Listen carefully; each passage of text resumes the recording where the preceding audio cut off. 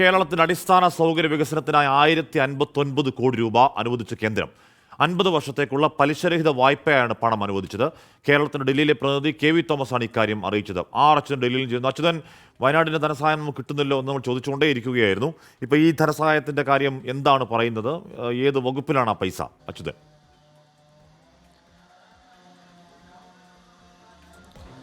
ഹാഷ്മി, സംസ്ഥാനത്തിന് തൽക്കാലം ആശ്വസിക്കാം. കാരണം ഒരു 1059 കോടി രൂപയാണ് ഇപ്പോൾ കേന്ദ്ര സർക്കാർ അനുവദിച്ചിരിക്കുന്നത്. 50 വർഷത്തേക്കുള്ള പലിശരഹിത വായ്പയായിട്ടാണ് ഈ തുക നൽകിയിരിക്കുന്നത്. അതായത് ഇതിൽ വിഴിഞ്ഞം തുറമുഖ പദ്ധതിക്ക് മാത്രം 795 കോടി രൂപ നൽകിക്കൊണ്ടും ഒപ്പം തന്നെ മറ്റ് മെട്രോ ഉൾപ്പെടെയുള്ള വികസന പദ്ധതികൾക്കായി കൂടിയാണ് ഈ തുക ഇപ്പോൾ നൽകിയിരിക്കുന്നത്.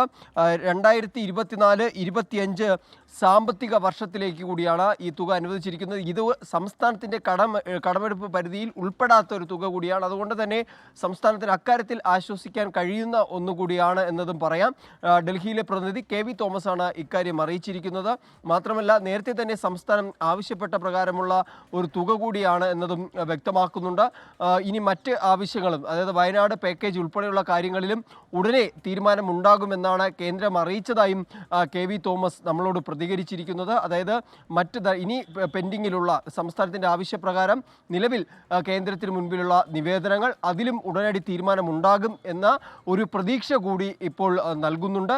എന്തായാലും കേരളത്തിനെ സംബന്ധിച്ച് സാമ്പത്തിക പ്രതിസന്ധി നേരിടുന്ന ഘട്ടത്തിൽ വികസന പദ്ധതികൾ കൂടുതൽ ത്വരിതപ്പെടുത്തുന്നതിന് ഈ തുക പ്രയോജനപ്പെടുത്താൻ കഴിയും എന്നതും ഇപ്പോൾ ശ്രദ്ധേയമാണ്. ഹാഷ്മി. അച്യുതനാണ് ആ വാർത്തയുടെ വിവരങ്ങൾ നൽകിയത്. അത്രയും ആശ്വാസം.